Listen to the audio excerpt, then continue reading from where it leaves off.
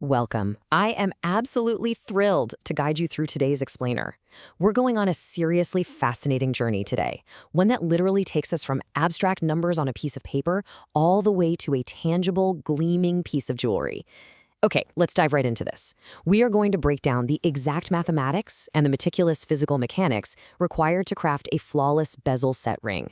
Whether you're a seasoned metalsmith or just, a curious learner, this step-by-step explainer is going to reveal the hidden secrets behind that perfect silver band. So you got to ask yourself, what does high school algebra actually have to do with a perfect silver ring? Well, you might think silversmithing is all about brute muscle, heavy hammers, and the roaring fire of a soldering torch, right? But as we comb through our sources today, which include some really brilliant expert tutorials and insights from the Ganoxan Orchid Forum, we find that a perfect bezel set ring actually starts with precise mathematical theory. Honestly, if your math is wrong, no amount of hammering is going to save your ring. Section 1. The Ring Blank Formula. Measuring the Unseen. Let's move straight into our first critical phase, calculating the exact length of metal needed before any cutting begins. Think about it like this. When you take a completely flat piece of silver and physically bend it into a circle, the metal distorts. The outside circumference literally stretches out while the inside circumference compresses.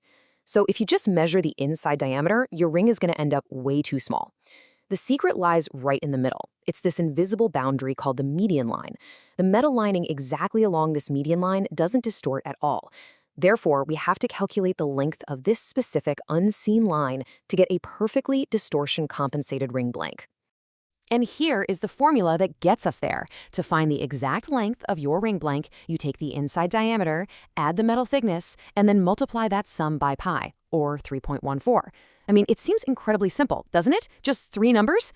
But as we're about to see, this tiny little equation causes massive headaches for beginners. Section 2. The Great Bracket Debate. Calculator Quirks. This brings us to a major hidden hurdle discussed heavily on the forums. Let's look at how things go wrong. On one side, we have the formula with parentheses. On the other, the exact same formula without them. Let's say, for example, you want a ring with a 20mm diameter and your metal is 1mm thick. If you use the formula with the brackets, you get exactly 65.94mm of silver. But if you just punch the formula without brackets and do a standard calculator, you end up with 23.14mm. That is a difference of over 40mm. A single missing parenthesis completely alters the physical outcome of the ring. This crucial point is summarized perfectly by a jeweler named Robert on the forum. He warned that modern calculators use BEDMAS, the strict order of operations we all learned in school. If you don't use parentheses, the calculator will mistakenly multiply your metal thickness by pi first, and then add the inside diameter. It's a fantastic reminder that our modern tools are really only as smart as the exact instructions we feed them. Section 3. Crafting the bezel cup. Precision and preparation. Moving chronologically, we start actually building the bezel walls. Distilling some pretty complex tutorials down from the alloy metalsmithing community and Instructables, preparing a tight bezel really comes down to 4 essential steps. First, you wrap 28-gauge fine silver around your stone and mark it. And they prefer fine silver here because it's softer and doesn't work hard as fast as sterling does.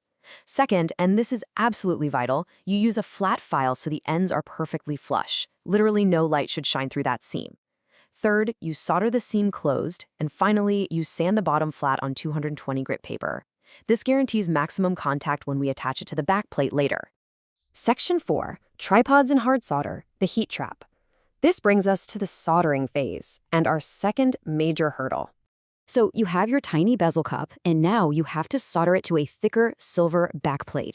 But there is a terrifying risk here of accidentally melting your delicate bezel wire into a literal puddle of liquid silver. To understand why, we need to talk about hard solder. Hard solder is a high melting point metal alloy. When it's heated to extreme temperatures, it flows like water to create an invisible, permanent bond.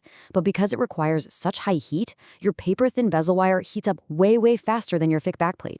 If you aim your torch directly from above, your bezel melts before the backplate even gets warm. It's a total disaster.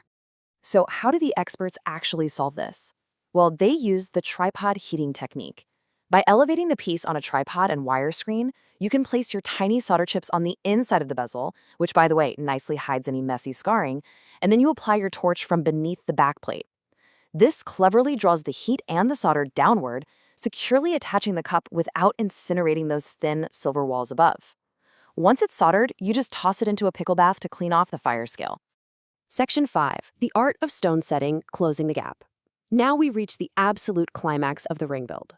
We have a solid silver ring, a perfectly soldered bezel cup, and it's time for the stone setting. We have to place our delicate stone, maybe an ocean jasper cabochon or a piece of super fragile sea glass, securely into the metal cup. But this introduces a massive tension point. How exactly do you close a tiny gap of silver against a stone without cracking it? One moment of brute physical force, just a single slip of the wrist, can instantly destroy hours of meticulous math and soldering.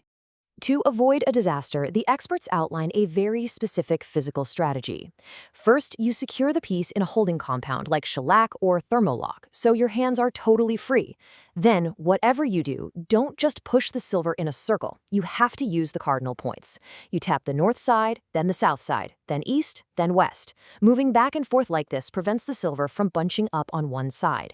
And the physical motion is twofold. It's a horizontal pressure to push the metal in tight to the stone, followed by a vertical pressure to push the metal down. And hey, what if you do crack a stone? Well, I absolutely love this quote from a jewelry teacher named Jo on the forum. She says, "Failure is not an option in my class. It's a requirement. The faster you get your first 10 mess-ups out of the way, the faster you improve." It's such a fantastic, humanizing reminder that breaking stones and melting silver is just an inevitable, totally necessary part of the learning process. Section 6. Custom Tools for Perfection. Insider Tricks. Let's shift into an amazing insider secret of the trade. How do professionals achieve that incredibly tight, flawless bezel setting without destroying their hands? The answer is their tools. Actually, many master jewelers don't even buy store-bought bezel pushers. They literally make their own. When a 3/32" steel drill burr breaks, they save it. They saw the steel down to a tiny rod, maybe an 1.5 inches long, they flatten the working edge, and then they polish it to a perfect mirror finish. This is absolutely crucial because any scratch on your tool will transfer directly as a scratch onto your soft silver bezel. The tactile mechanics of using this custom tool are so cool. You taper the back end so the steel doesn't mushroom when you hit it. You use a short-handled chasing hammer, and you tap very, very lightly. But here is the absolute most brilliant trick, shared by a jeweler on the forum. To stop your thumb joints from aching while gripping this tiny piece of steel, you just slide a rubber pencil grip over the punch. It completely saves your joints and gives you incredible control. A real game changer. Section 7. The final burnish. We are finally moving to the last step of the ring's life cycle. This is where we lock the stone into its new home permanently. And here's the best part. No glue whatsoever is needed. None. The mechanical compression of the silver from your burnishing tool actually work hardens the metal. You are fundamentally changing the physical structure of the silver right there on the bench, freezing it in place tightly around the stone forever. The ultimate goal of this meticulous hammer setting technique is perfection straight off the bench. As Jo pointed out, when the tapping and burnishing are done with highly polished tools and careful, even pressure, you shouldn't need to file away any tool marks at all. The metal is going to be perfectly smooth, and you can go straight to the final polishing wheel. And there you have it. Just think about the incredible journey we just took. We started with theoretical math equations. We debated the strict order of operations on a standard calculator. We manipulated the unseen median line of metal. We trapped extreme heat using tripods. And we utilized custom-made tools to physically compress metal around a fragile stone. It is honestly like a giant puzzle where math meets metal. It's a true, beautiful blend of science, math, and art. So I'll leave you with this. Knowing that failure is just a requirement for success, are you ready to break some glass, melt some silver, and forge your very first bezel? Thank you so much for joining me on this explainer, and I really hope this sparks your curiosity to get out there and start creating.